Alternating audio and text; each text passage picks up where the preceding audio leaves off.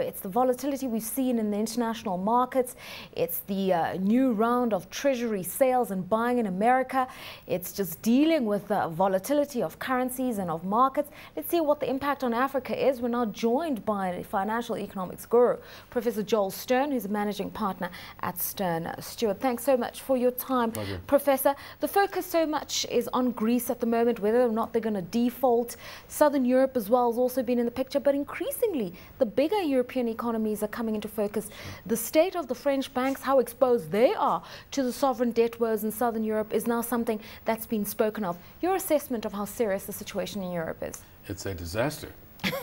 In just the last few months, the market values of the big banks across all of Europe have dropped in half. Can you believe it? Why is that happening? Because a lot of the debt of the countries was forced on the banks themselves. The banks are the ones holding all of these assets, and the asset values keep going down. You know, it's interesting. If you have a currency block like the euro, and somebody misbehaves, and they had rules. Don't forget, a few years ago, the Maastricht Treaty was signed, and nobody was supposed to have a deficit larger than 3% of their GDP. Now, only Germany qualifies under that. Everybody else is violating that. If you have rules and you don't abide by the rules, this is what you get. Okay, the biggest deficit seems to be that incurred by Greece along with all their debts. Should they default? Should they not be allowed to default through a second round of bailouts? What should happen here? I have to ask you a question. Oh, no, please don't. Oh, yes, I do. That question has to be asked in terms of who is to benefit. If we're saying, what is the best thing for the Greek people? What should they do? What is being done to them now under the Euro plan is a terrible thing. People are being asked to lose their jobs, number one. Take lower salaries. All kinds of horrible things, okay? What's the best solution? Believe it or not, they should drop out of the euro. And you know what would happen overnight? The drachma, that would be their currency, would collapse. No jobs would be lost. The drachma would collapse. What does Greece offer the world? Beautiful beaches, beautiful hotels. Guess what would happen next year? The economy would soar. And the people who are right now about to lose their jobs would be employed in a very successful economy. In other words, what all of this is happening right now is exactly the opposite of what they should be doing. There are calls for the IMF to increase its funding cycle, particularly for the banks, the so-called European Financial Stability Fund. Has it worked? Of course not. Because if you subsidize something and you don't put corrective measures in place, all you do is delay the final day of reckoning. It's going to come sooner or later. It's simply going to take place a little bit later. There's only one way out of this.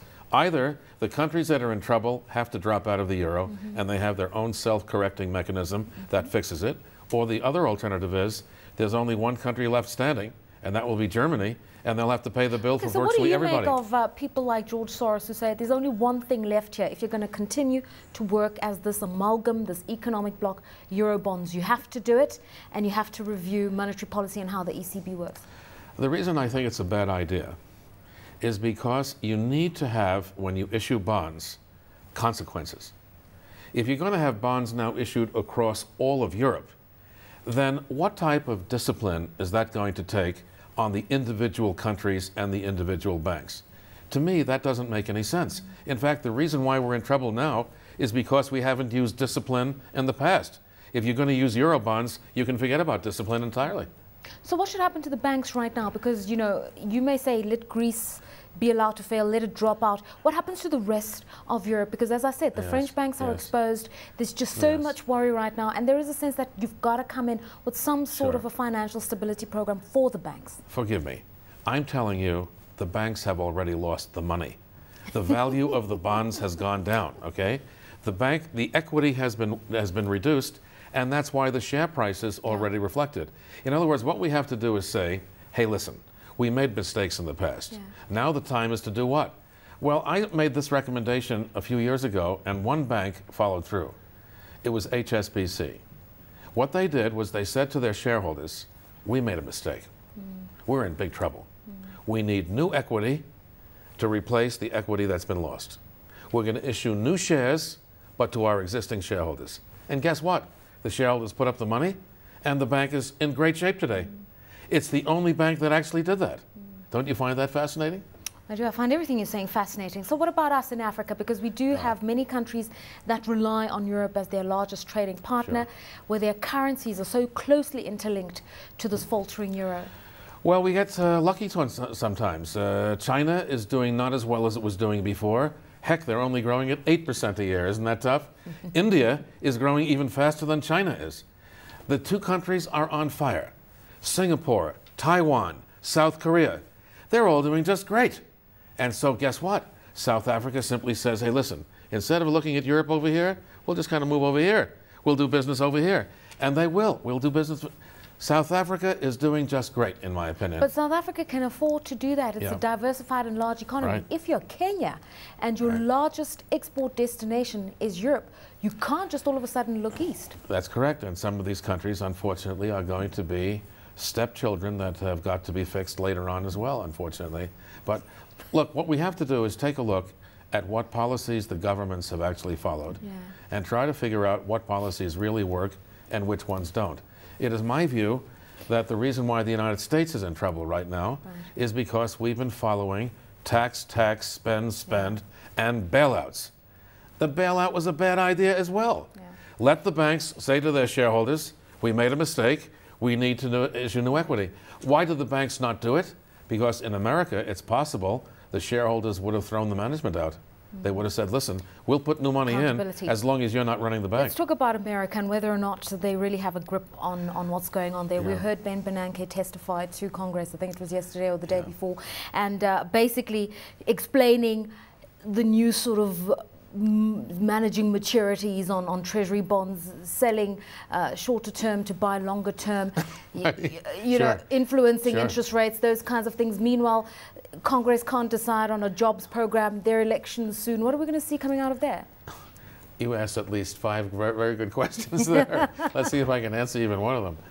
Operation Twist is what he's engaged in. He's trying to lower long rates and let short rates go up a bit. It's not possible. You know why? The long rates are already down at 2.5%. What's he going to lower them down to? And that's going to make a difference?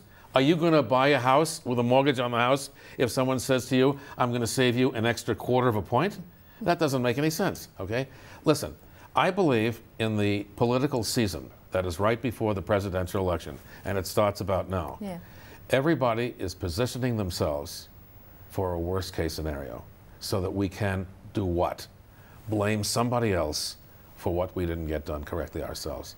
I'm afraid that the United States economy is going to go through an extremely slow, very low, almost zero growth rate between now and the election next year. And then who's going to win the election?